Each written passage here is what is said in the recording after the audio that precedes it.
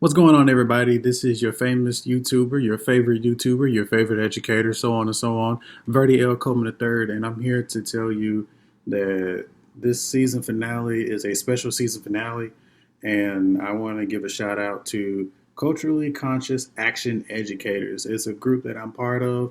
We are an organization that we try to break the barriers of racism and try to promote anti-racism. Basically, we want to be able to let everybody know that you are in a safe space and that racism cannot survive when everybody stands as one.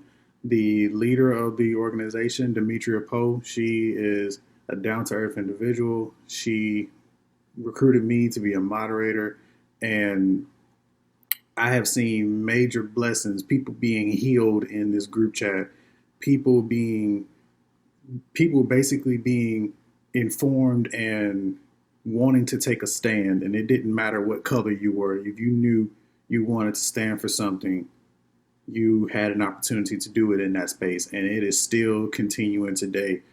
You can go on Facebook, check out Culturally Conscious Action Educators. If you are an educator, go on there, check it out, and see if you can contribute to the group, or if you may find your answers that you're looking for in the group. I promise you, for those educators out there that are losing hope, there is hope out there. Take it from someone who was in there. Well, let's begin the video.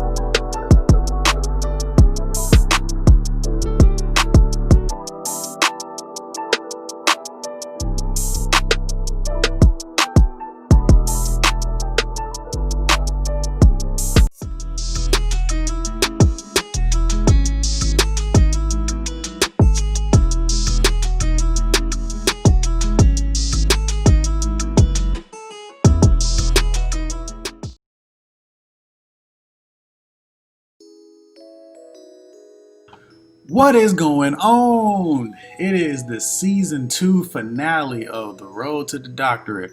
And let me tell you, I'm already thinking of things for season 3. Yeah, you thought I was going to end this? Nah, man, this is really just the beginning. The pilot season was to get you guys warmed up. The second season has been tackling COVID in its prime. And the third season is going to tackle some things that it's going to tackle a lot of memories, and it's going to tie them to my teaching life and to my doctoral life, as it usually does, but it's definitely going to be a whole lot funnier. Oh boy, season finale. I struggled for the longest trying to figure out what was it that I wanted to cover, how I wanted my season finale to go out with a bang. And thanks to some friends, very good friends, I finally have something. Many of the educators have had questions, and these questions were generated by frequency. So there were 7 main questions that were out there. I'm talking about way out there. And it's good that we got these questions, because these are the questions that we need to ask.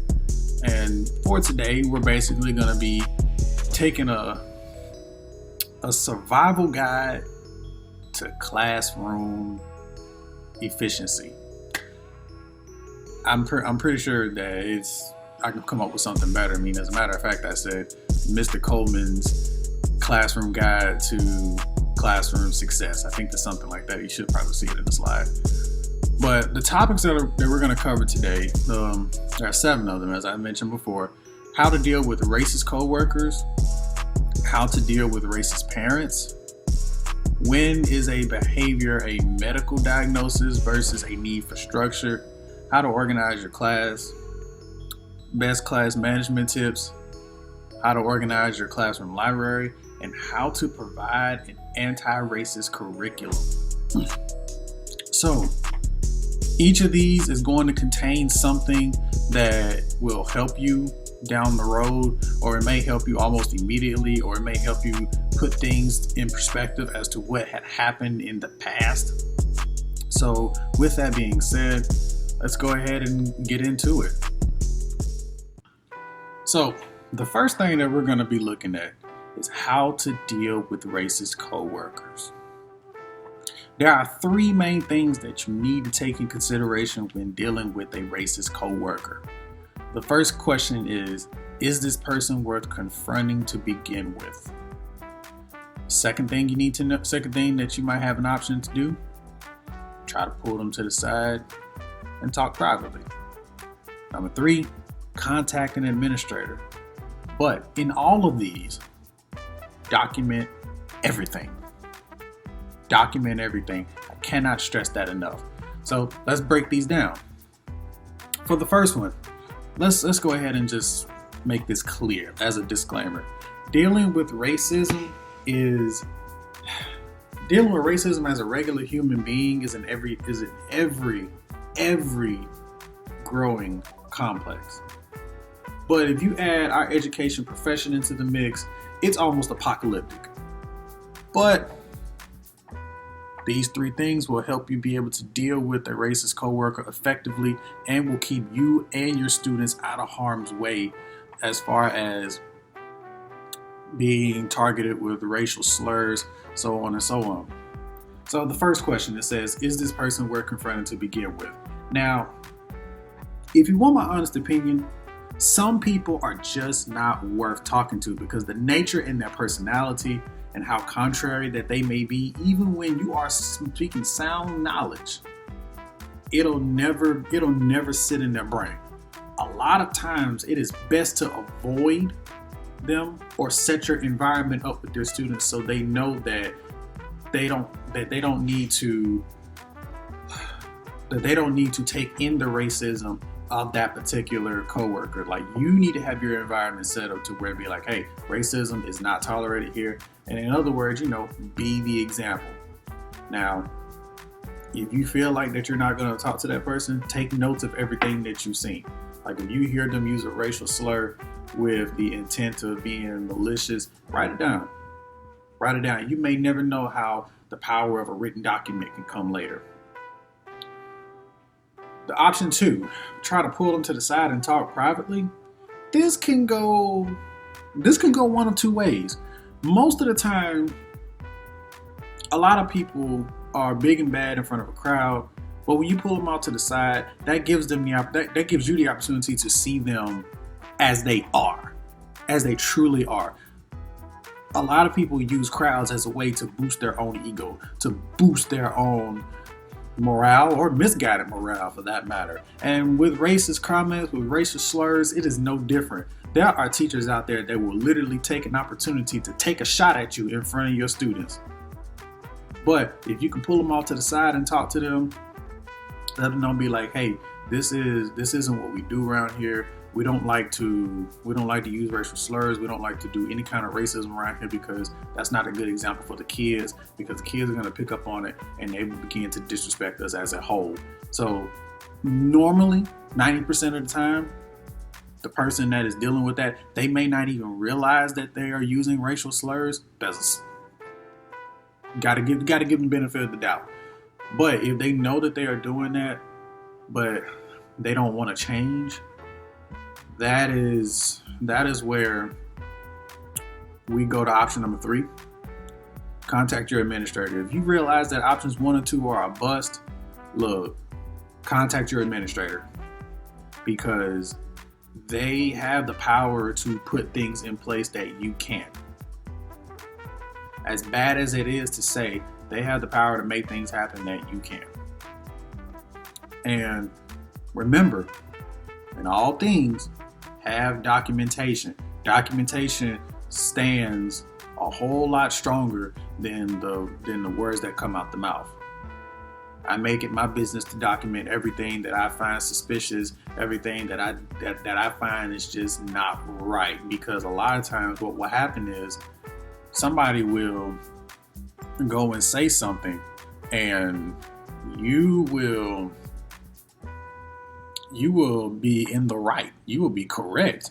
but no one will believe you because you didn't make a journal or you didn't write down these things. So that will basically set you up to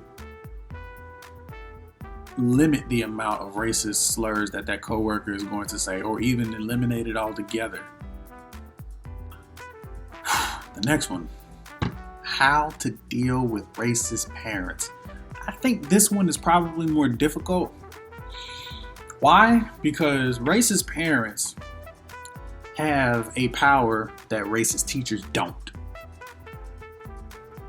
I know you're probably thinking, what kind of power do they have that a teacher don't? I could run you a list, but since we're sticking with a racist parent, we're going to look at the things that you should do as far as controlling the situation, being in control of the situation. So, how to deal with racist parents. Have a recorder handy, have an administrator nearby, always go in being polite and courteous, make written notes of the encounter. So, having that recorder handy. Everybody nowadays is equipped with a smartphone. Everybody has a laptop. Everybody has a MacBook, an iPad, a tablet. Basically, if it can record audio and visual, you have a weapon of protection for you and for the people that are around you. When dealing with parents, I can go ahead and tell you now, I did not have a racist parent per se, but I had a very unruly parent, and she did not know that I record all of my parent-teacher conferences.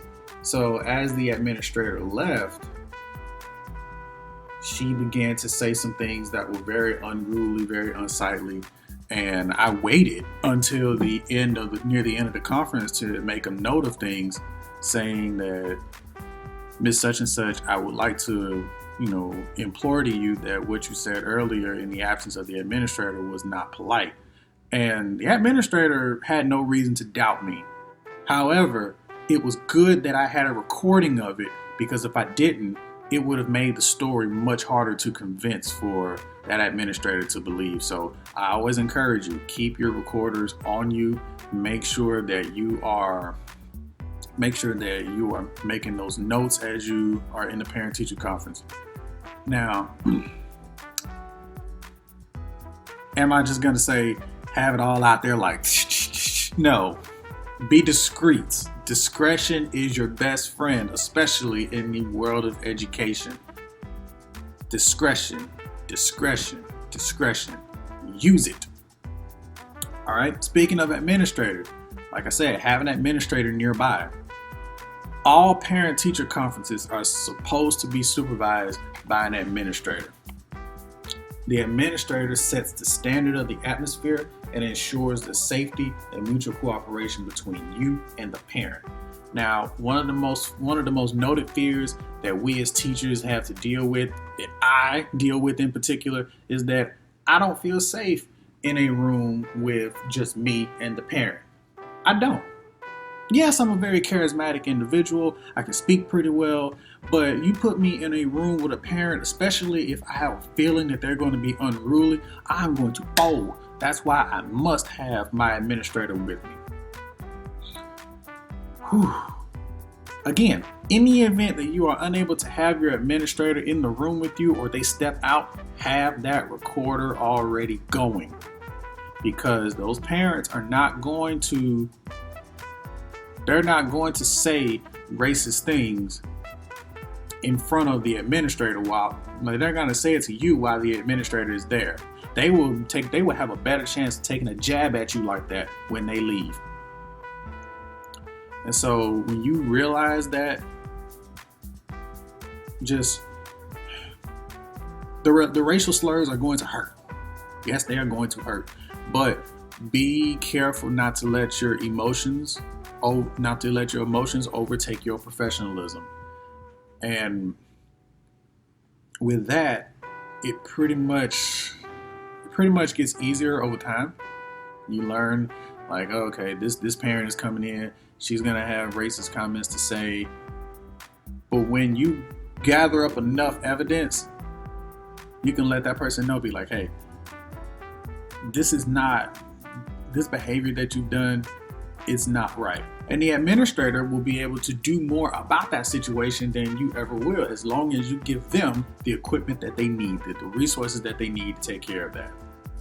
Now, as far as parent-teacher conferences go, make sure that you go in polite and courteous. That will cover a multitude of problems that could occur within that room. Because, like I said, emotions cannot overshadow professionalism. Not all of us are refined in our reactional behavior.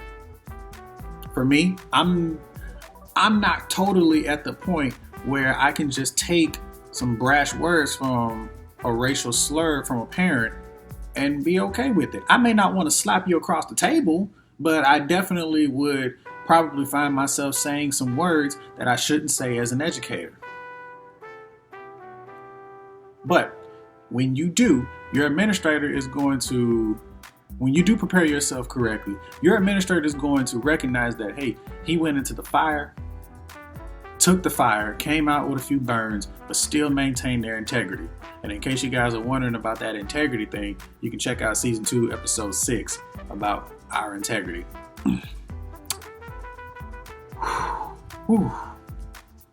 Now, last part, make written notes of the encounter. I cannot stress this enough. Documentation saves you every time. It's good to have that recording, but transcribe everything. Keep it as a note. You're starting to find that this is a common theme now. Documentation. The third thing, when is behavior a medical diagnosis versus a need for structure? I got this question and I immediately went back to my first year of teaching. I wanted to question a lot of things, but the mistake that I made, I went and asked the students first. That is the one thing I should not have done off the top. That is something that should be in the back pocket, just in case you feel like that you may not have the answers that you need.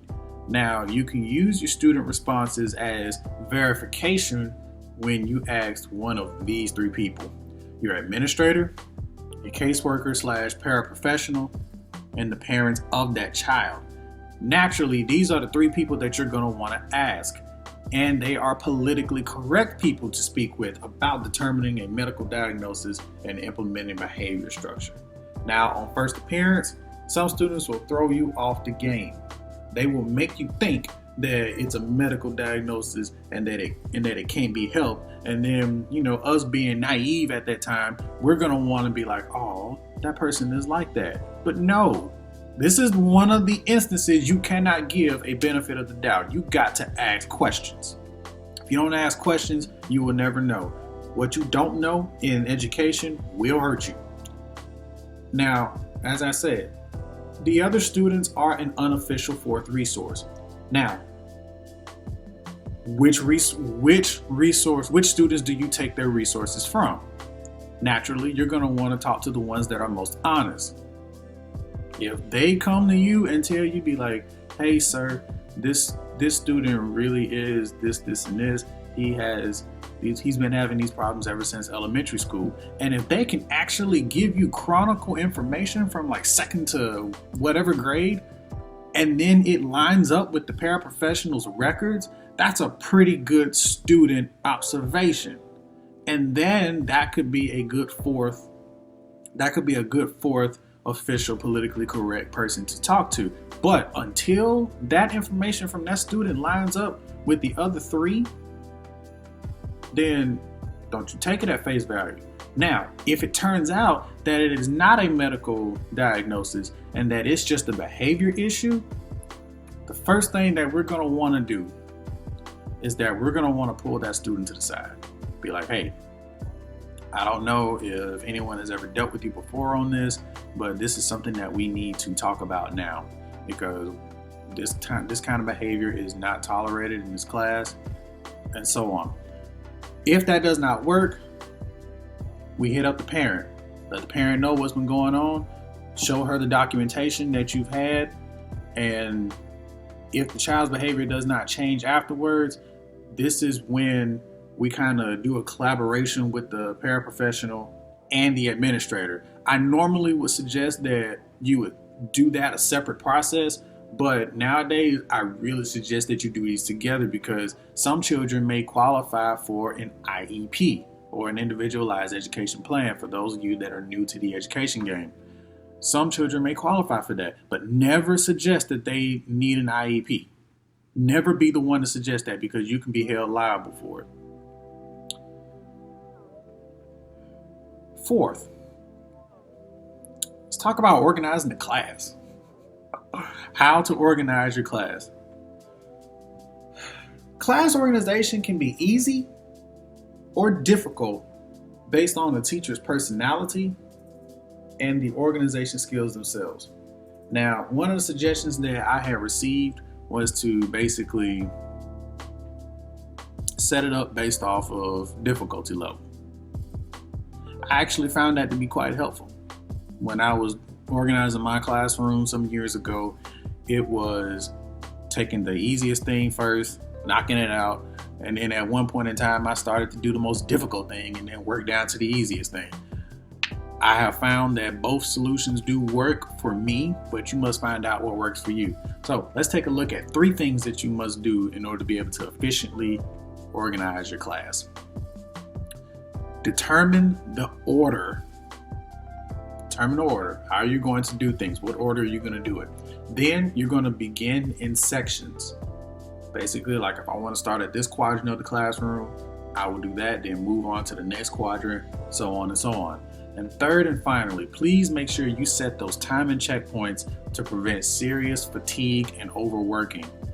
As a rookie teacher back in the day, I tried to do every single thing in one day, and I overworked myself. I got really tired, and I almost overslept for my first day of work, which would have been terrible.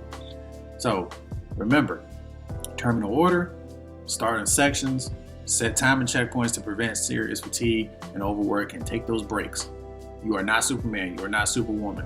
Take your time. You have all time in the world.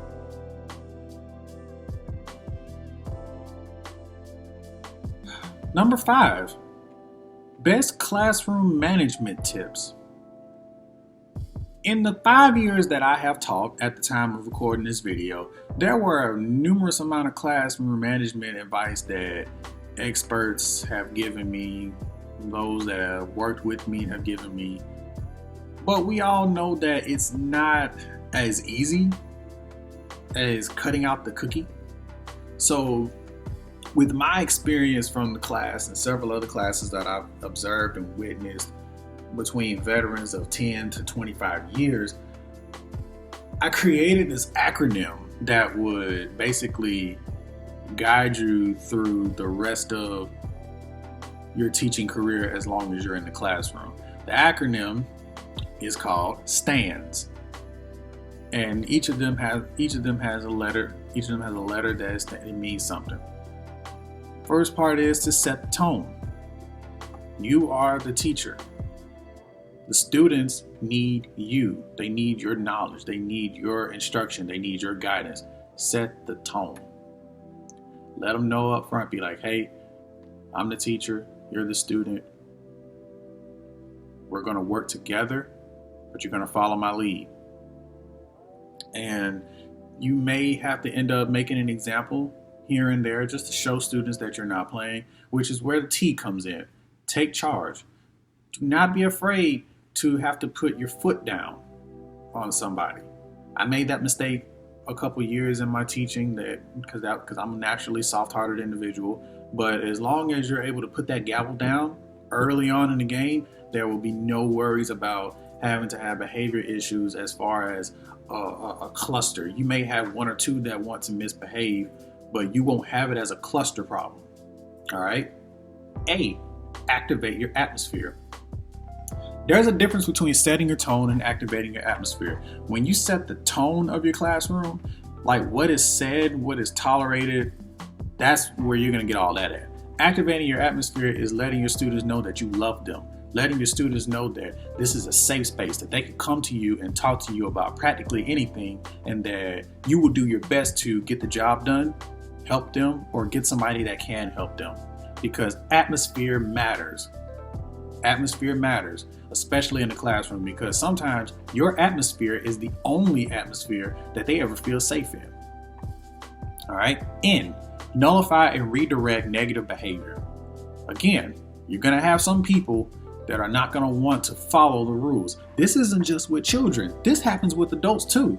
We have adults in the education world that do not want to follow the rules. They don't want to engage in positive behavior. So it's up to us to not necessarily police the behavior. Nullify it means to just cancel it on the spot. When you redirect it, turn it into something else. So when dealing with children, let them know, be like, hey, this isn't what you want to do. Why not try this out? This might be a little bit better for you. And with that, it leads into D. Don't have doubts.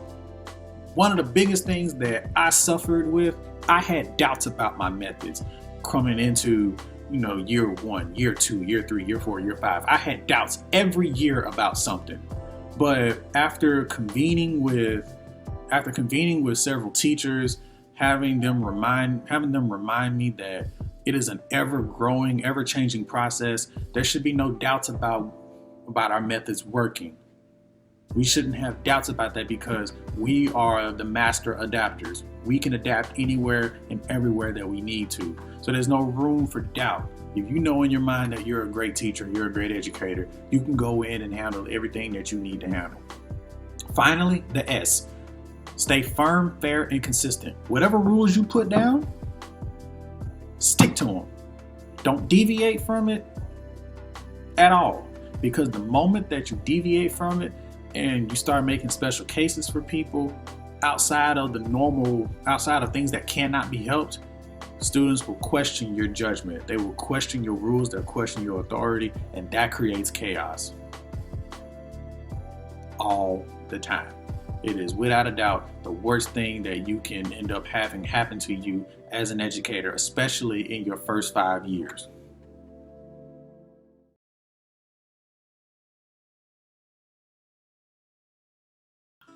So guys, I know you've been enjoying certain videos and whatnot as you've been hip to them and whatnot from your friends and colleagues about subscribing to my channel. But have you ever looked at the channel long enough to know, you're like, hey, where did all this get started?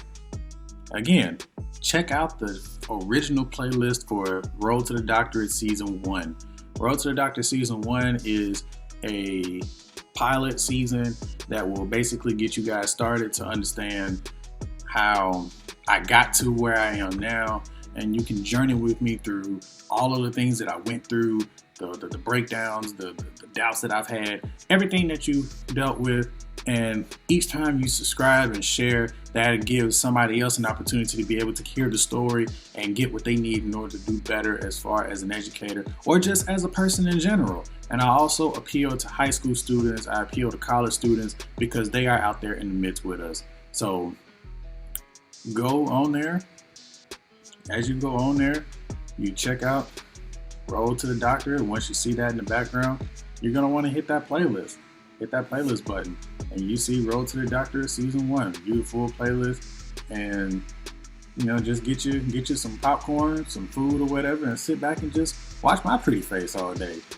And then once you get done with it, or you just get done with the first episode, share it with your friends. Let them know that, hey, this guy really is out here grinding for the teachers, and he's trying to get his doctorate. So with that being said, subscribe to the channel, share, leave comments. You know the deal.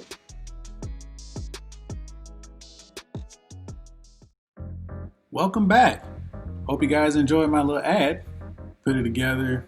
Figured this will get you going a little bit, get your gears going a little bit. Have you had time to process all the other stuff that you dealt with? Yay? Nay? All right. Just wanted you to have a little break to be able to process everything that was given to you, because that is quite a lot. I mean, there's a lot of research that went into this. a lot of experience, a lot of interviews, a lot of talking to people, a lot of Googling. So I wanted you to be able to absorb all this. And this next part that we're going to be dealing with is going to have some links that are going to be at the bottom for you to check out, especially for you elementary school teachers and middle school teachers. This is definitely going to be your friend zone for you. This is going to be the friend zone you're never going to want to come out of. High school teachers, I'm trying to keep you guys in the midst. I'm a high school teacher myself, but I think if we follow the advice of the elementary and middle school teachers as far as the next pieces that are coming, we should be just fine, especially with 6 and 7. But let's go. Number 6, how to organize your classroom library. Not a lot of people in high school think about organizing a library, but you better believe those elementary and middle school teachers do. Now, these two teachers, one of them named is Tiffany Muguruza. She wrote an article about 5 steps to organizing your classroom library. And Mary Blow wrote an article. She's a middle school teacher. She wrote Creating a Middle School Classroom Library. Both of these links are in the description below. And I think they both actually go towards the Scholastic website. So you know that it is pretty reputable if it's coming from there. They've done a great job with it.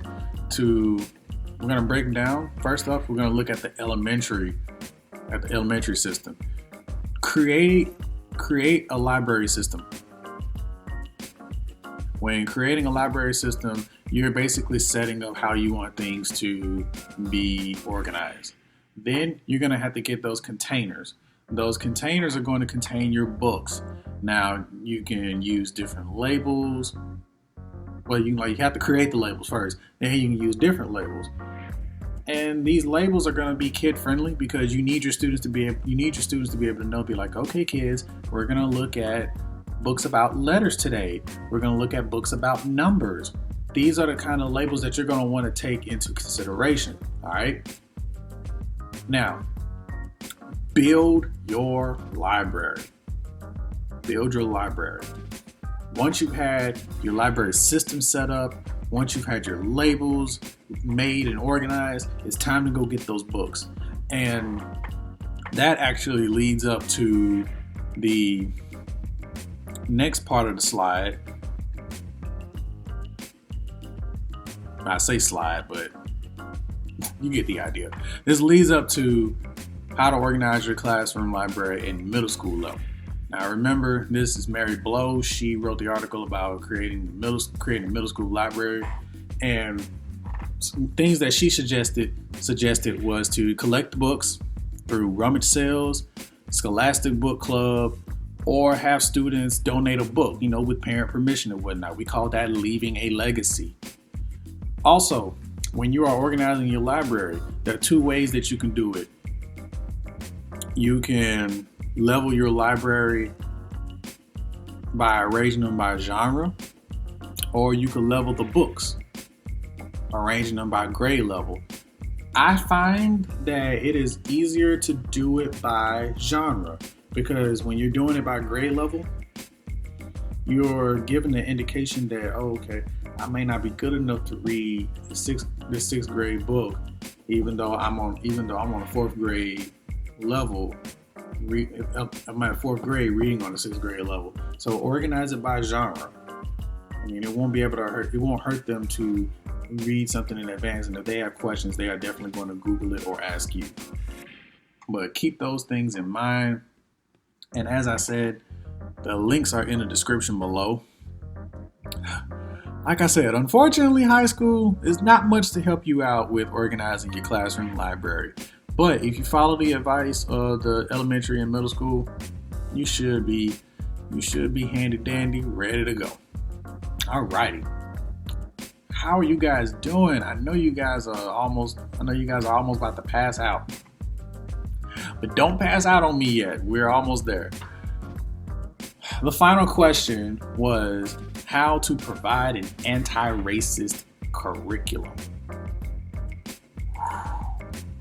I'll admit, when I got this question, I was nervous. I was nervous because I was not sure if I could actually answer that question, even with all the research that I was going to conduct. But however, there were some resources out there that would allow me to be able to that I would be able to share with you guys, and it actually made sense when I thought about it. So, how to provide anti-racist curriculum. Dina Simmons wrote an article about how to be an anti-racist educator, and then Augusta University has some anti-racist resources that you can use to add to your curriculum to make sure that everybody has an option of learning about a race, or being able to guide you through the sensitivities of it. Links are in the description below.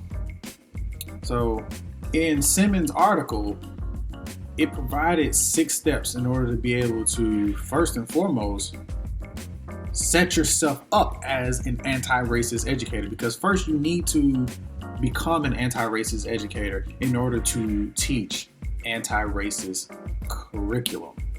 Fix thyself, then fix the world. The six steps are: engage in vigilant self-awareness, which is basically just saying, hey, can I be aware of the things not only that other people do, but be aware of the things that I do myself? Am I engaging in racist actions if I say this or do this? All right. Acknowledge racism and the ideology of white supremacy. Basically, don't go in blind thinking that it doesn't exist. Get it in your mind that racism exists and that it is out there. Study and teach representative history. In other words, make sure that when you are in class, if it's Native American Day, bring out some literature that deals with the Native Americans. If it's Asian American Day or Indigenous Land Day, bring out that literature. There's no shame in saying that you don't know. However, we have enough internet resources out there that will give you the opportunity to learn and get more in depth with the content that you're preparing to teach. All right. Talk about race with students. Have that hard conversation with them. Because let me tell you, I talk to my students about race all the time. Yes, my entire classroom is black, but we still need to have those conversations, because we as black people can be guilty of racism too and not even know it. I'm gonna let that one marinate in your brain. Number 5, when you see racism, do something about it. Don't let racism slide. It doesn't matter if you feel like what you say is unimportant. It's not gonna matter if it comes from somebody that's of your color. Do not excuse it. Race, color, gender, no, do not excuse it. You see it, do something about it. Finally, number 6, shape an anti-racist future. This helps you as an educator set up the culture, the atmosphere that you need in order to provide that safe environment for your child in class, so that you can create a curriculum that will be safe, not just for you, but for their lesson plans, the way that you do things, etc. Now, as I mentioned before, Augusta University had some resources in the link below that ranges from different movies, books, articles, other multimedia that will allow you to be able to be flexible in what you use for your lesson plans. So I am happy that I found that. I plan on implementing some of this into my classroom, basically as a way to be able to give students a taste of the outside world. Be like, hey, there's more to literature than just the stuff that you see in your textbook. There are many different things out there that you can look at, and a lot of informational text that can be used as literature in your classes, even if you're not an English teacher. So right now, these are the links and resources. You can basically pause it, take a screenshot, Like I said, the links are below.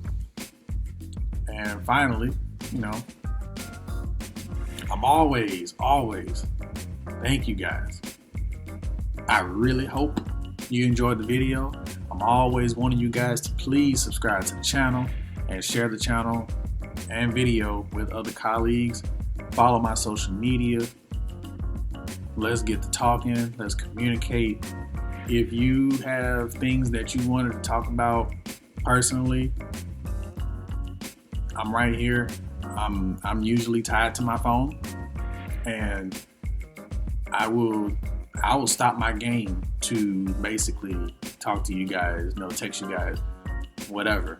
I will stop my game. I will stop my Netflix, whatever it is. I will get to you, and we can get into that dialogue, or we ever just need to set up a group room on Facebook. I am more than happy to do that with you guys. On that note, stay blessed. This has been another Silver Tongue production.